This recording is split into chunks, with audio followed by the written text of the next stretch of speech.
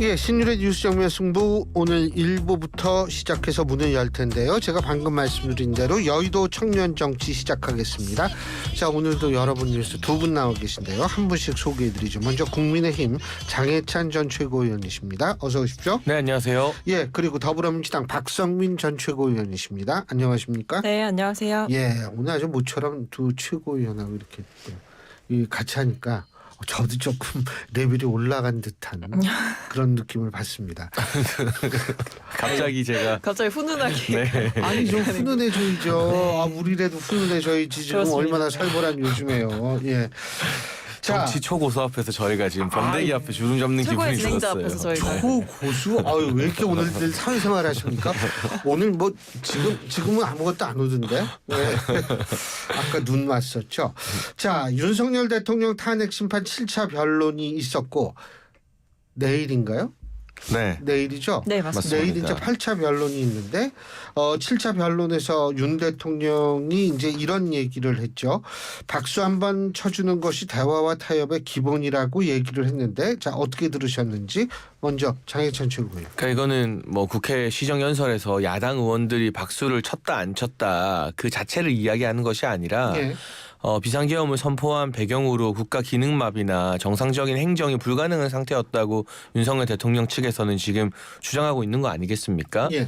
결국 이 야당의 29번에 이르는 공직자 줄 탄핵과 예산 삭감 그리고 뿐만 아니라 뭐 다른 어떤 지역적인 부분에서 국회 시정연설에서 아주 이례적으로 뭐 대통령에게 물러나라고 했다. 그때 막 김용민 의원이 자기가 그런 귓속말 했다고 막 페이스북에 올리고 해서 또 여론의 문매를 맞기도 했었는데, 이런 환경들이 이제 정치적으로나 행정적으로 대통령실이나 행정부가 사실상 일을 할 수 없는 완전히 고립된 상태였다는 걸 설명하는 배경에서 나온 것이지, 지금 일부 야당 의원들이 또 비아냥거리는 것처럼 뭐 국회에서 야당 의원이 박수 안 쳐줘서 계엄했다 그런 차원의 이야기는 아니다. 전체적인 국가 기능 마비라는 판단을 통치권자로서 대통령이 한 여러 배경 중에 하나의 예시로 설명된 그런 부분이다라는 설명을 좀 드려야 될 것 같아요. 네.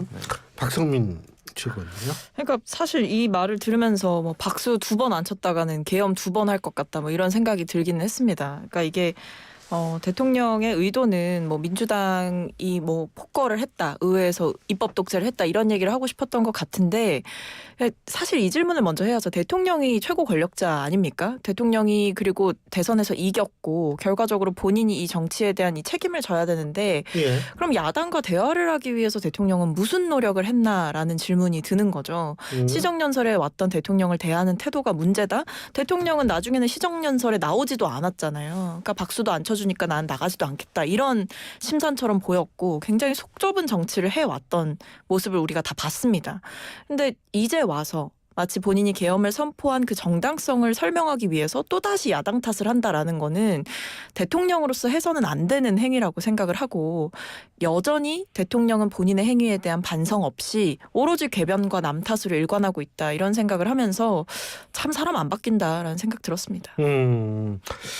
그리고 또 그거 말고도 중국과 관련한 어떤 이 정치 공작의 뉘앙스라든지 선거 개입 가능성, 이런 주장을 했는데 이건 어떻게 보세요? 뭐 저는 상당히 의미 있는 답변들도 나왔던 것 같아요. 예를 들면 어제 증인신문에서 선관위 사무총장이나 국정원 전 3차장 등이 나와서 진술을 했는데, 특히 국정원 전 3차장의 내용 등을 보면 이게 부정선거다 아니다 단정지어 말할 부분은 아니지만 국정원의 선관위 보안 점검에서 얼마나 허술하고 부실한 부분들이 많이 드러났는가, 그 진술을 듣고 사실 좀 충격에 빠진 국민들도 적지 않을 것이거든요. 그리고 여당에서도 지금 이제 그런 주장이 많이 나와요. 적어도 민주주의의 가장 중요한 선거에서 이토록 부실한 관리가 누적되었다면 이 탄핵 심판과는 별개로, 그리고 이 탄핵 심판의 사실 주된 쟁점이 부정선거인 건 아니고요. 근데 그와 별개로 선관위의 대규모 개혁과 감사가 필요한 거 아니냐는 주장은 지금 여당에서 국회에서도 많이 하고 있는 부분이기 때문에, 저는 뭐 가짜 신분증으로도 투표가 가능했다거나 뭐 선거인단 명부가 맞지 않는 곳들이 굉장히 많았다거나 하는 등 헌재 재판에서 나온 주요 진술에 대해서요, 그게 비록 윤석열 대통령의 탄핵 인용 기각 여부를 결정짓는 큰 맥락은 아닐지 몰라도 그냥 탄핵 심판 이후에 이거 그냥 유야무야 덮고 넘어가는 게 아니라 선관위라는 국가 헌법기관이 얼마나 무능하고 또 얼마나 자기들의 허물을 덮어왔는지에 대해서는 여야가 손을 잡고 모두를 위해서 또 국민들의 선거 불신을 해소하기 위해서라도 이걸 좀 개혁할 필요가 있다는 생각은 강하게 들었습니다. 예. 그러니까 근데 사실 대통령 측 변호인의 질문들을 보면서 그러니까 도대체 무슨 근거로 저런 이야기를 하는 거냐. 사실 보면 이런 거거든요. 뭐 중국의 최대 IT 기업이 특정 방송사에 뭐 투자를 뭐 1,000억대로 했다. 이 얘기를 하면서 이게 결국에 어떤 이 특정 방송사가 특정 진영에 유리하게 뭔가 방송 기조라든지 이런 걸 짜는데 영향을 주지 않겠냐 이런 이야기라던가 뭐 아니면 민간인을 활용해서 하이브리드전을 벌이는 거 아니냐 이러면서 이 중국이 사실상 뭐 내정 간섭을 시도하고 있는 것 아니냐 이런 질문을 하고 싶었던 걸로 보이는데 문제는 그런 질문들 속에 구체적인 근거는 없다라는 거죠. 그러니까 이미 거짓으로 판명 났거나 아니면 가정을 전제로 한 질문이었거나 사실 확인을 할 수 없을 만큼 근거가 부족한 질문들을 했기 때문에 저는 그냥 사실상 음모론을 펼쳤다라고 봐요. 오히려 그냥 중국 혐오를 부추기는 어떤 대통령의 망상을 저는 다시 한번 듣는 느낌이었거든요. 오죽하면 신원식 실장도 제대로 이에 대해서 답변을 하지 않아요. 뭐 가정을 전제로 한 거에 대해서 답변할 수 없다라든지 아니면 뭐 기사는 봤다. 그러나 뭐 판단할 수는 없다라고 생각한다. 이런 취지의 답변을 계속했단 말입니다. 그러니까 오죽하면 신원식 실장도 쉴드 불가한 질문들을 저는 윤측 변호인에서 하는 걸 보면서 얼마나 지금 대통령의 머릿속이 음모론으로 가득 차 있는지를 확인하는 시간이었다고 생각하고요. 설령 그리고 만약에 그런 일이 있다라고 하더라도 그것이 어떻게 비상계엄 선포의 근거가 될 수 있는지 저는 그것을 한 번 더 묻고 싶습니다. 자. 이상민 전 행안부 장관 증언도 좀 눈여겨봐야 되는데 국무위원 대부분 비상계엄이 위헌 위법하다고 생각하지 않았다. 이런 얘기도 하고 비상계엄 선포 직전에 실질적인 국무회의를 가졌다. 이런 얘기 했는데요. 어떻게 보십니까? 그러니까 일단은 두 가지 쟁점인데요. 어제 이 진술에서 이 국무회의가 실질적으로 개최됐느냐 여부에 재판부가 관심을 많이 가지는 것 같아요. 그런데 국무위원 대다수가 비상계엄 자체에는 반대했다고 널리 알려져 있습니다. 정치적으로 비상계엄을 반대하는 것과 이 자체가 위헌이고 위법이라고 판단하는 건 좀 다른 부분이거든요. 이상민 전 장관은 그런 이야기를 하는 게 아닐까 싶고요. 국무회의와 관련해서도 공식적으로 뭐 개회 선언을 하고 현장에서 부서, 그러니까 서명 난임 등이 있어야만 국무회의냐 아니면 국무회의 구성에 필요한 재적 인원수가 있습니다. 예. 대통령 측 주장이나 이상민 전 장관 측 주장을 보면 마지막에 오영주 중기부 장관이 도착하면서 그 재적 구성 요건이 갖춰졌다는 거잖아요. 만약 국무회의 자체가 있지 않고 이게 요식행위에 불과했다면 뭐하러 그 재적 인원이 갖춰질 때까지 대통령이 비상계엄 선포를 하지 않고 기다렸겠느냐. 일정 부분 뭐 개회 선언이나 여러 절차가 생략된 것은 이전에 국무회의에서도 생략된 관행이 있다. 특히 서명 날인 같은 경우는 대부분 생략되어 왔다고 주장을 하더라고요. 그런 부분을 따져봤을 때 이게 실체적으로 국무회의에서 비상계엄을 찬성 반대하는 건 법적 요건이 아니에요. 다만 비상계엄을 선포하기 전에 국무회의가 열리는 과정 자체는 우리 법에서 근거하고 있기 때문에 그 과정이 있었느냐 없었느냐를 지금 법리적으로 치열하게 따지는 건데 제가 그냥 심플하게 양쪽 입장 설명해 드리면 국회 측에서는 여러 절차적인 조건을 준수하지 못했고 일부 국무위원들도 이걸 정식 국무회의라고 생각지 않았기 때문에 국무회의 없이 비상계엄 선포했다는 것이고 대통령 측에서는 아니 이게 국무회의가 아니면 재적 인원을 왜 기다렸겠느냐. 일부 생략된 절차는 과거에도 생략된 관행이 있었고 오영주 장관이 도착하면서 이 구성원을 갖춘 다음에야 대통령이 안건을 설명하고 비상계엄 선포하려고 자리를 떴기 때문에 이게 국무회의 자체를 거치지 않았다는 지적은 동의할 수 없다라는 그런 양측의 대결이 어제 헌재에서 꽤 오랜 시간 주고받아졌던 것 같습니다. 사실 지금 이제 헌재의 탄핵 심판에서 주요하게 다뤄지는 거는 대통령의 헌법 위반 행위입니다. 그러니까 대통령이 헌법이 위반되는 불법 계엄을 선포를 했고 그 절차 중에 하나인 국무회의를 살펴볼 수밖에 없는 이유는 헌법에 나와 있기 때문입니다. 헌법 제82조에 보면 대통령의 국법상 행위는 문서로서 하며 이 문서에는 국무총리와 관계 국무위원이 부서한다. 군사에 관한 것 또한 같다. 이렇게 얘기를 하거든요. 대통령의 국법상 행위라는 거는 대통령에게 주어진 이 권한을 사용할 수 있는 모든 행정적인 권한들을 말하는 겁니다. 그렇기 때문에 당연히 비상계엄도 예외가 될 수가 없는 거고 국회에 통과하지 않았다. 그리고 국무회의를 제대로 거치지 않았고 부서도 없었고 회의록도 없었고 회의 안건도 없었다. 이 부분이 지적되는 이유는 대통령의 비상계엄 선포가 반헌법적인 행위였기 때문에 이 부분을 따져보는 겁니다. 그러니까 결국에 단순한 어떤 절차상의 미숙한 하자 이 정도가 아니라 대통령이 사상 초유의 이 비상계엄이라는 것을 선포하게 되면서 그 과정에서 이런 헌법에 규정된 절차조차 지키지 않았다라고 하는 거는 크게 문제가 될 수 있는 사안인 거고요. 단순한 절차적인 하자를 넘어서 대통령의 위헌적 행위를 따져보는데 중요한 근거가 되기 때문에 이 국무회의에 대해서도 이렇게 저희가 따져보고 있는 상황이라는 거를 말씀드립니다. 그거 한덕수 총리를 좀 증인으로 이렇게 하면은 이런 부분도 좀 명확해지지 않을까요? 아무래도 이제 예. 국무총리가 때로는 대통령을 대신해서 국무회의를 주재하는 경험도 있기 때문에 이 부분에 대해서 확인해 볼 수 있거든요. 그러니까 지금 사실 많은 헌법학자들이요. 비상계엄 선포 자체는 그거는 우리가 정치적으로는 비판할 수 있지만 이 헌법에 명시된 대통령 통치 권한이라 그 자체를 가지고 탄핵 여부를 따지는 건 조금 무리다. 그러니까 헌재의 지금 초점이 그렇다면 비상계엄을 선포하더라도 국회의원을 끌어내거나 정치인 체포하라는 부당한 지시가 있었느냐 여부와 국무회의라는 법에 근거된 과정을 거쳤느냐 이 두 가지로 좁혀져 있어요. 그리고 재판관들이 직접 나서서 신문하는 것도 제가 방금 말씀드린 두 가지 쟁점에 대부분 국한되어 있거든요. 그럼 국무회의라는 과정이 정상적이었는지 아니었는지가 이 대통령 탄핵 심판에서 굉장히 중요한 변수예요.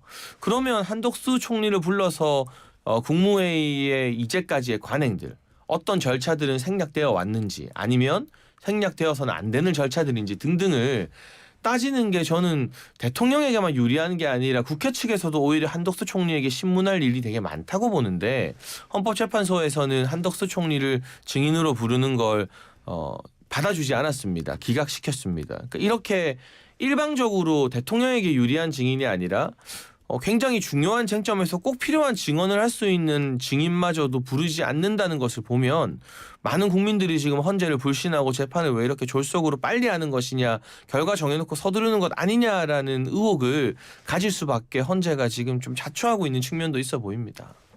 그리고 저는 근데 이 부분도 좀 봐야 된다 생각하는 게 일단 한덕수 총리를 증인으로 부르지 않는 결정을 한 거는 존중해야 된다고 생각을 합니다. 아쉬운 부분도 있습니다. 한덕수 총리가 그동안 그 계엄 선포 과정이라든지 계엄 선포의 정당성에 대해서 윤 대통령 측과는 사실상 반대되는 입장을 얘기를 해왔고 그 입장이 굉장히 좀 일관된 부분이 있었기 때문에 중요한 증인이 될 수 있다라고 생각을 했는데 재판관 평의를 거쳐서 결정한 내용이기 때문에 여러 의견이 오갔을 것으로 예상이 됩니다.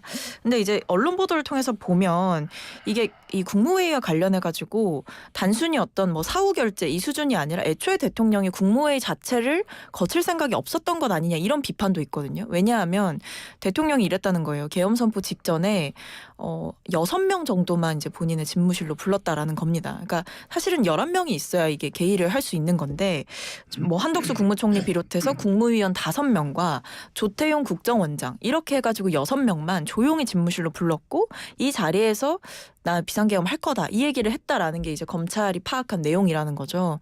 그래서 지금 이런 것들이 언론 보도를 통해서 나오는 걸 보면서 애초부터 대통령은 어떤 국무회의라고 하는 그 절차를 거칠 생각이 없었다. 그러니까 그만큼 위법적이고 위헌적인 행위를 함에 있어서 거리낌이 없었다라는 대목을 보여주고 있는 거거든요. 그래서 저는 이미 검찰이 파악한 여러 가지 사실관계 그리고 피의자 신분조서 이런 것들을 통해서 헌재에서도 좀 종합적인 판단을 할 수 있지 않겠나. 이미 그럴 만큼 충분히 근거가 쌓여 있지 않나라는 생각도 듭니다. 자, 그 헌법재판소 또 하나 지금 이제 주목을 받는 게 뭐냐면 탄핵 심판 관련자들의 검찰 조서를 증거로 사용하겠다. 이것도 지금 이제 논점이 되고 있는데 윤 대통령 측에선 반발하고 있고 어떻게 보십니까? 그러니까 저는 이건 문재인 정부 인사들이 먼저 들고 일어나서 이거 헌법재판소를 비판해야 될 일이라고 생각해요. 왜냐하면 문재인 정부에서 형사소송법 검경수사권 조정 때 개정하면서 검찰 조서를 피고인이나 피의자 동의 안 하면 재판에서 채택 못하게 자기들이 만들었거든요. 그런데 그걸 헌법재판소가 지금 어긴다는 거잖아요. 그러니까 2017년 박근혜 전 대통령 탄핵 심판의 전례를 드는데 새 법이 2020년에 만들어졌으면 인권을 보호하기 위해서 만든 법의 새 원칙을 준용하는 게 저는 헌재가 취해야 될 마땅한 태도라고 보고 있고, 헌재 공보관이 나와서 헌재 재판의 성질은 조금 다르다고 하는데 그 성질이 뭔지 지금 아는 국민들이 없어요. 국민의 절반 가까이, 특히 20대 30대의 절반 이상이 헌재 재판 불공정하다라고 여러 여론조사에서 응답하고 있는 현실 아니겠습니까? 그럼 이렇게 되면 어떤 코미디 같은 일이 일어나느냐.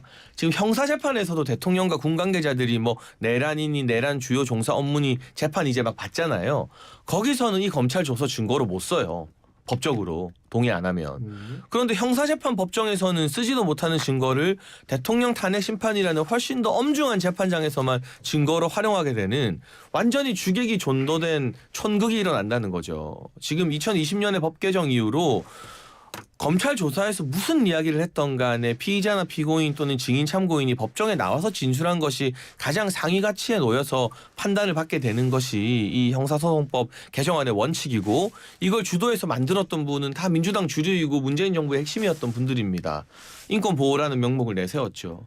근데 그 기본적인 원칙마저 유독 헌재에서만 뒤집는다면 저는 걱정되는 게 탄핵 심판 이후에도 지금의 어떤 갈등이나 국론 분열의 해소가 안 되겠다.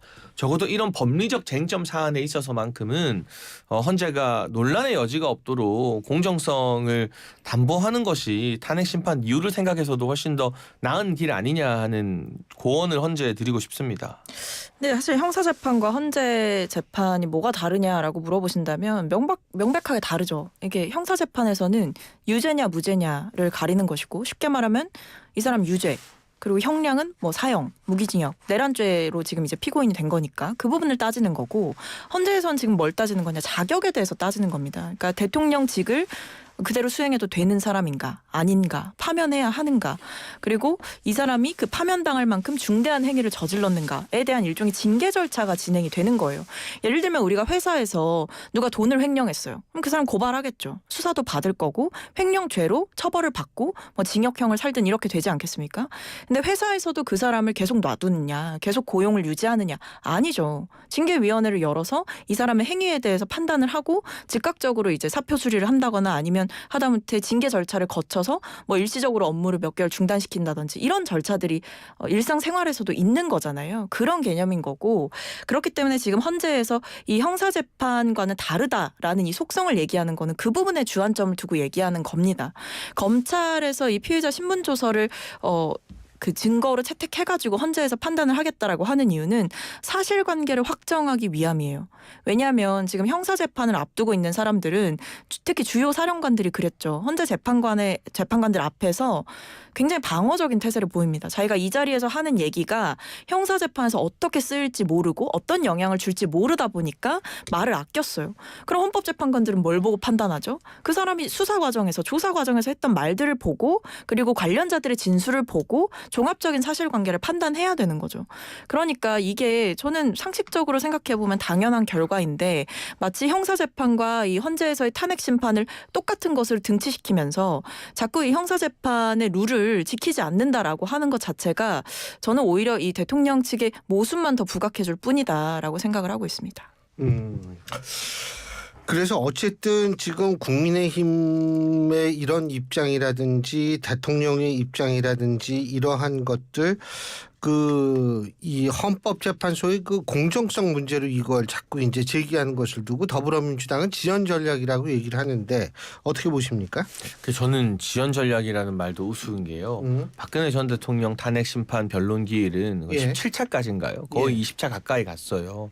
그런데 지금 8차 변론 기일까지 하고 추가 변론 기일 지정을 할지 말지조차도 아직까지 고민하고 있다는 거고, 대통령 변호인단 측이 신청한 증인이 한 34명 정도 됐는데 8명 받아줬거든요. 그럼 산술적으로 거의 4분의 1 정도만 받아준 겁니다. 그러니까 정말 이 중요한 대통령 탄핵이 걸린 심판을 빨라도 너무 빨리 진행하고 있는 거 아니냐라는 비판이 대다수에게 공감을 얻고 있고, 아무리 정치가 양극화되고 진영 논리가 강화된다 하더라도 역대 두 번의 대통령 탄핵 심판이 더 있었잖아요. 노무현 정부 때와 박근혜 정부 때. 그때 지금처럼 헌재에 대한 불신 여론이 높지는 않았습니다. 그리고 사법부 내부에서도 검찰에서도 오늘 현직 지검장이 헌재에 대해서 일제시대 재판보다 못하다라는 비판도 했지만, 법원의 코트라넷에서도 현직 지방법원장이나 일부 이제 중견급 판사들이 헌재 재판이나 지금 대통령과 관련된 수사에 대해서 법리적인 부당성이나 절차적 불공정성을 지적하기도 했거든요. 이건 전례가 없는 일입니다. 그러니까 단순히 정치 진영 논리의 문제가 아니라 우리 국민들이 이제 어떻게 보면 대한민국 헌법 최후의 보루라는 헌재의 정치적 편향성마저도 의심하고 불신하게 됐다. 그럼 이걸 그 불신하는 국민들 절반을 다 극우 취급할 것인가요? 정말 상식적이고 온건하게 사회를 살아가는 시민들 중에서도 지금 여론조사 보면 거의 절반 정도가 헌재를 불신해요. 그럼 대한민국 국민 절반을 너네 다 극우야라고 할 건 아니잖아요. 이 불신을 자초한 데 대한 헌재 차원의 저는 성찰과 고민, 그리고 앞으로 남은 재판 절차에서 사실 지금 거의 클라이막스는 다 지나갔죠. 지난주에 있었던 화요일 목요일의 변론이 사실상 클라이막스였죠. 군 관계자들 나오고 했던. 그럼 남은 절차만이라도 조금 더 공정한 척이라도 하려고 노력하는 게 사회 갈등과 사법부 불신을 해소하기 위해서 헌재가 할 수 있는 좀 마지막 도리가 아닌가 싶습니다. 근데 대통령 측의 그 요구를 다 들어주는 게 공정하다라고 볼 수는 없을 것 같아요. 왜냐하면 국회 측에서 요구한 것들도 다 받아들여지지 않는 것들도 있는 거잖아요. 국회 측 요구는 다 들어주고 대통령 측 요구는 하나도 안 들어주고, 그렇다고 해서 설령 그것 자체도 공정하지 않다라고 할 수 있는가? 그건 대통령 측의 관점인 거죠. 왜냐하면 헌재 재판관들이 그건 판단할 권리가 있는 겁니다. 국민 여론조사 기반으로 판단하라고 헌재가 있는 게 아니고, 헌재 재판관들이 법률적으로 필요한 사안들 에 대해서 본인들이 이제 주관적으로 또 정확하게 판단을 하라고 그 자리에 있는 거잖아요. 근데 헌재를 존중하지 않는, 헌재에 대한 불신을 부추기는 행태를 대통령이 지속적으로 해왔다. 그게 저는 단순히 본인의 방어권을 위함이 아니고 국가의 시스템을 흔드는 일이라고 생각해서 위험하다고 보는 겁니다. 최근에 서부지법 폭동에 대해서도 그런 지적이 있었잖아요. 결국 서부지법에 대한 불신, 특정 판사에 대한 음모론, 이런 것들이 결국 그런 어떤 사법적인 질서를 완전히 무시하고 폭력을 통해서 뭔가 이 사태를 뒤집어 보려고 하는 세력들을 만들었다라는 점에서 국가 민주주의 그리고 사법 체계에 대한 중대한 위협이 되고 있다라고 보는 거고요. 그리고 대통령 측의 증인 신청이 기각이 되고 그래도 일부는 받아들여진 거 아닙니까? 근데 비슷해요. 과거 박근혜 전 대통령도 90명 신청하고 이랬거든요. 그러니까 이게 결국에 절차 지연의 목적이 있다라고 보는 겁니다. 그리고 저는 대통령 측이 그렇게 떳떳하다고 한다면 제발 내용으로 좀 싸웠으면 좋겠어요. 지금 대통령 측에서 이야기하는 것 중에 지금까지 대통령 측에 불리하다라고 보여지고 있는 그런 내용들을 뒤집을 만한 어떤 한방이 있었느냐? 없었어요.